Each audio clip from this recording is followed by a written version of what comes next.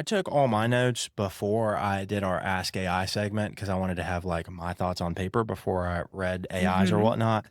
And so yeah, so those were all my notes. I did Ask AI, and so I'm going to read it for and Okay. we'll go over their response and the AI's response and see. So I'm using Google Gemini here. I said how to introduce dogs to cat. Mhm. So introducing a dog and a cat isn't usually a quote, let them sniff it out after an end project. It's more a strategic operation that requires patience, control, and lots of high value treats. Um, Notice it doesn't take correction. Normally, AI is going to lean on the side of being more positive only. We're balanced, so we use positive and negative to Mhm. teach the dog what to do and not do. The goal is to prevent the dog from viewing the cat as a squeaky toy and the cat from viewing the dog as a mortal threat. Here's a step-by-step guide to a successful, stress-free introduction. So pre-meeting, it basically says the sanctuary and scent swap. So create a safe zone for the cat. Check. Mhm. We talked about Check. that. We did that. Scent swapping, rub a clean towel on your dog and leave it near the cat's food bowl. Do the same thing with a towel from your cat and place it near the dog. This helps them associate each other's scents with good things, food. I didn't add that part in, but that's not That's a a bad good idea. one. Yeah, I like that. Yeah. Putting it next to their food so they associate it with good. Because I say that something similar but different when I'm teaching people to crate train their dogs. I always say feed your dog in their crate. So they're associating good with stuff with getting in the crate. Mhm. Visual barriers, keep them separated by closed doors. Let them sniff it out at the bottom of the door. Do not let them see each other just yet. I guess I'd said more like visual barriers, like a baby gate, or Mhm. through like a fence or a crate or something like that. Yeah. But yeah, I could see that Yeah. closed doors being helpful. Yeah. Controlled sightseeing through a barrier. I guess this is where I started with, but use a sturdy baby gate or keep your dog securely on a short leash while cracking the door. Um, the look and reward method, it says, let them see each other from a distance. The moment your dog looks at the cat without lunging, barking, or whining, say yes, give them a high value treat like a chicken Mhm. or cheese.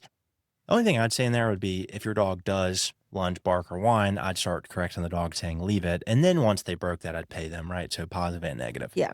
Yeah. Give the cat treats too, so they associate your dog with a jackpot. Keep it short. Do this for 2 to 3 minutes. Like I said, do short sessions. Yeah. So pretty much on the same page. It says red flag warning. If your dog stiffens, stares intently, hyperfocusing, whines or barks uncontrollably, you're moving too fast. Back up a step and increase the distance. Um, yeah, agree.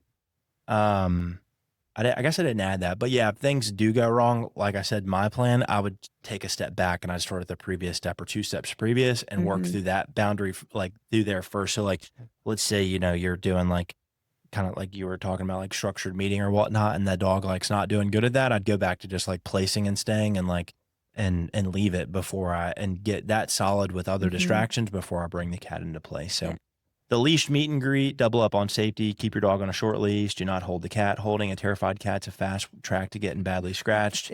Um, yeah, I, I don't know much about cats. I do know that if you do hold a terrified cat, they will scratch you, but, I don't know, maybe swaddle the cat in a blanket or something like that. Maybe just put the cat on the floor or something and, keep it boring. Sit down with your leash dog and let the cat explore the room at their own pace. And on a high note, golden rules of coexistence. Never leave it unsupervised until several months have Mhm. passed. I agree with that. Like I said, when we're doing this, we're keeping everything supervised. We want to make sure that, Yeah. everything's good. Protect the resources. I didn't think about this, but there's a good one. Keep the cat's food and litter box completely out of the dog's reach. Dogs love to eat cat food and unfortunately cat poop. I didn't think about that, Yeah, but they yeah, do. there'd be nothing worse than your poor cat taking a poop and then the dog popping their head. It's like, Hey, "Woo." you're trapped now, buddy. That would suck. So I agree with that too. So Yeah. this is providing some helpful context that I've missed out on. Provide vertical escape routes. Cats feel safer when they're up high. Make sure Yeah. your home has plenty of cat trees, shelves, or countertops where the cat can observe the dog from a safe distance. Um, and like I said too, towards the end of mine, I think there's an element of time that kind of makes Yeah. all this better. I think overall, the more that your cat does that and your dog does that, like the cat is on the counter just watching the dog exist in the house or whatnot, they'll both get used to each other Mhm. overall, and things have a kind of a way of working Yeah. themselves out in a lot of cases. So, anyways, that's some of the advice from Google Gemini. I'd asked ChatGPT too. Let's just see. I'm going to briefly see if there's anything else that they said or ChatGPT said. Yeah, we've already said all this. Yeah. This is definitely a marathon, not a sprint, Yeah. Um, especially if you want it to be successful for them to live together for years, so yeah. Um, just a good list of like red flags to kind of watch out for if your dog has a high prey drive, kill squirrels or rabbits.